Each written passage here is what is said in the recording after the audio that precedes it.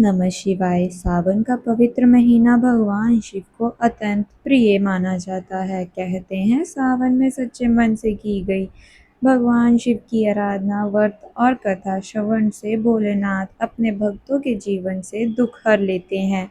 विशेषकर सावन के बुधवार के दिन भगवान शिव के साथ गणेश जी की पूजा करने और श्रद्धापूर्वक व्रत रखने की परंपरा बुधवार को बुद्धि, वाणी और शुभ कार्यों का दिन भी माना जाता है। आज की कथा एक ऐसी स्त्री की है जिसके जीवन में गरीबी, दुख और परेशानियों ने जैसे अपना घर बना लिया था, लेकिन एक सावन बुधवार को उसके जीवन में ऐसी घटना घटी जिसने उसके परिवार की पूरी किस्मत ही बदल दी। कथा सुनने से पहले श्रद्धा से बोलिए हर हर महादेव। बहुत समय पहले की बात है। एक छोटे से गांव में गौरी नाम की एक गरीब स्त्री रहती थी। गौरी बहुत ही धार्मिक और सरल स्वभाव की थी। उसके पति का कई वर्षों पहले देहांत हो चुका था। घर में उसका एक छोटा बेटा था जिसका नाम मोहन था। गौरी दूसरों के घरों में काम करके किसी तरह अपने बेटे का पालन पोषण करती थी। उसका घर मिट्टी का था, बरसात में छत से पानी टपकता था और कई बार तो माँ बेटे को पूरी रात जगाकर गुजारनी पड़ती थी। लेकिन इतनी परेशानियों के बावजूद गौरी रोज सुबह उठकर सबसे पहले अपने घर के छोटे से शिवलिंग के सामने दीपक जलाती और कहती, हे भोलेनाथ, मेरे पास आपको देने के लिए कुछ नहीं, बस मेरी श्रद्धा स्वीकार कर लेना, मेरे बेटे पर अपनी कृपा बनाए रखना। एक दिन सावन का महीना शुरू हुआ। चारों ओर हरियाली छा गई। मंदिरों में घंटियों की आवाज सुनाई देने लगी। लोग शिवलिंग पर जल और बेलपत्र चढ़ाने लगे। गौरी भी मंदिर पहुंच गई। मंदिर के पुजारी ने उससे कहा, बेटी, सावन के बुधवार को यदि कोई भक्त श्रद्धा से व्रत रखकर भगवान शिव और गणेश जी की पूजा करता है और कथा सुनता है तो भगवान उसके जीवन की बाधाएं दूर करते हैं। गौरी ने हाथ जोड़कर कहा, महाराज, मेरे पास पूजा के लिए फल फूल खरीदने तक के भी पैसे नहीं है।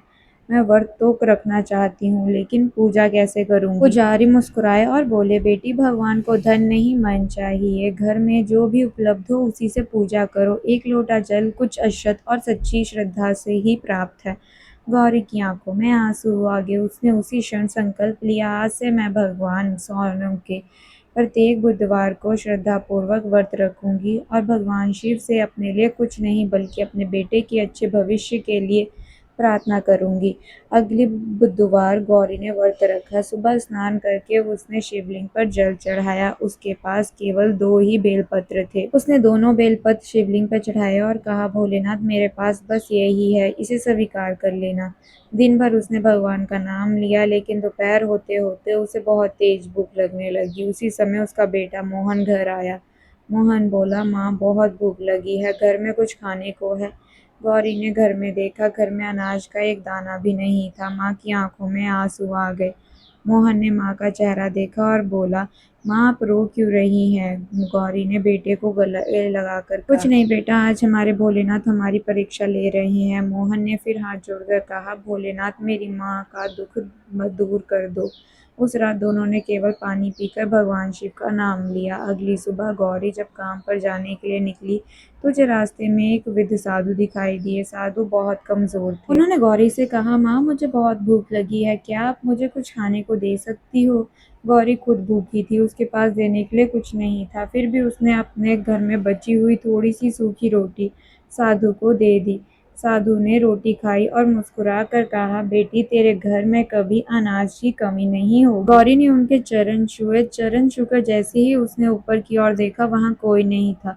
गौरी हैरान रह गई। वह समझ गई कोई साधारण साधु नहीं थे। उसने मन ही मन कहा, भोलेनाथ, क्या आप मेरी परीक्षा लेने आए थे? जब गौरी घर पहुंची तो उसने देखा कि उसकी छोटी सी अनाज की मटकी जो कल खाली थी आज गेहूं से भरी हुई थी। वह हैरान रह गई। मोहन दौड़ता हुआ आया और बोला, माँ, देखो, घर में अनाज कहाँ से आ गया? गौरी की आंखों में आंसू आ गए। उसने शिवलिंग के सामने हाथ जोड़ के कहा, हे भोलेनाथ, 2 बेलपत्रों का इतना बड़ा उपकार। कुछ दिन बाद सावन का अगला बुधवार आया। गौरी ने फिर व्रत रखा, लेकिन उसी दिन उसका बेटा मोहन अचानक बहुत बीमार पड़ गया।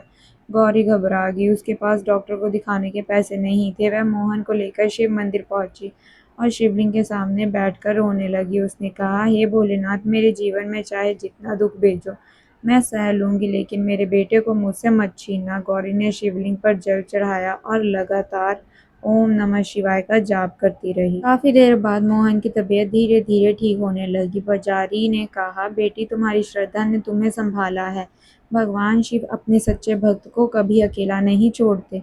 अब सावन का अंतिम बुधवार आ गया। उस दिन गौरी ने विशेष पूजा करने का निर्णय लिया, लेकिन सुबह जब वह उठी तो उसके घर के बाहर एक व्यक्ति खड़ा था। वह गांव का साहूकार था। उसने कहा, गौरी, तुम्हारे ऊपर मेरे पुराने पैसे बाकी हैं। आज पैसे नहीं दिए तो मैं तुम्हारा घर अपने नाम करा लूंगा। गौरी घबरा गई, उसके पास पैसे नहीं थे। उसने हाथ जोड़कर कहा, मुझे कुछ दिन की और मोहलत दे दो। साहूकार ने मना कर दिया। गौरी मंदिर की ओर भागी। वह शिवलिंग के सामने बैठ गई और बोली, भोलेनाथ, आज मेरी आखिरी परीक्षा है। अब मैं सब कुछ आपके ऊपर छोड़ती हूँ। उसने आंखें बंद कर ली। कुछ देर बाद मंदिर में एक अनजान व्यक्ति आया। उसने पुजारी से कहा, मैं इस गांव में एक आवश्यक काम करने आया हूँ। मुझे किसी ईमानदार व्यक्ति की तलाश है जो मेरे खेत और व्यापार की देखभाल कर सके। पुजारी ने तुरंत गौरी का नाम लिया। वह व्यक्ति गौरी से मिला और उसने ईमानदारी से प्रभावित होकर उसे अपने काम की जिम्मेदारी दे दी। उसे अच्छी मजदूरी मिलने लगी। कुछ ही महीनों में गौरी ने साहूकार का पूरा कर्ज चुका दिया। अब घर भी ठीक हो गया। मोहन की पढ़ाई भी शुरू हो गई, लेकिन गौरी ने अपनी पूजा और व्रत कभी नहीं छोड़ा। समय बीतता गया। मोहन बड़ा होकर बहुत योग्य व्यक्ति बना। उसने अपनी माँ से कहा, मैं आज जो भी हूँ आपकी श्रद्धा और भगवान शिव की कृपा से हूँ।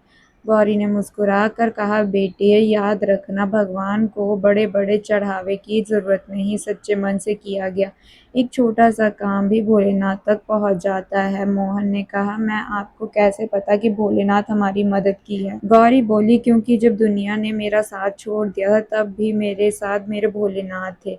भगवान शिव का आशीर्वाद। कहते हैं, एक रात गौरी ने स्वप्न में भगवान शिव और माता पार्वती के दर्शन किए। भगवान शिव ने कहा, गौरी, तुमने कठिन समय में भी अपनी श्रद्धा नहीं छोड़ी। तुमने भूखी होकर भी साधु को भोजन दिया और तुमने अपने लिए नहीं, अपने बेटे के लिए प्रार्थना की।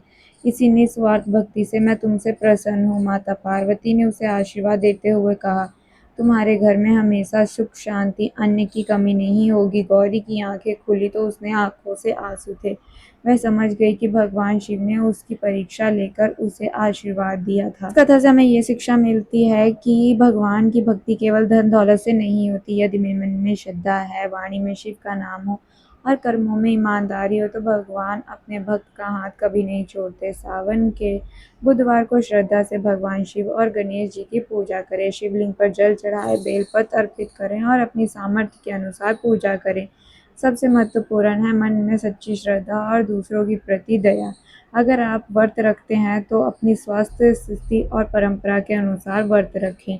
हे भोलेनाथ, जिस प्रकार आपने भक्त गौरी के जीवन में दुखों को दूर किया, उसी प्रकार जो भक्त श्रद्धा और आपकी पूजा करता है उसके जीवन में सुख शांति बनाए रखना। हर हर महादेव।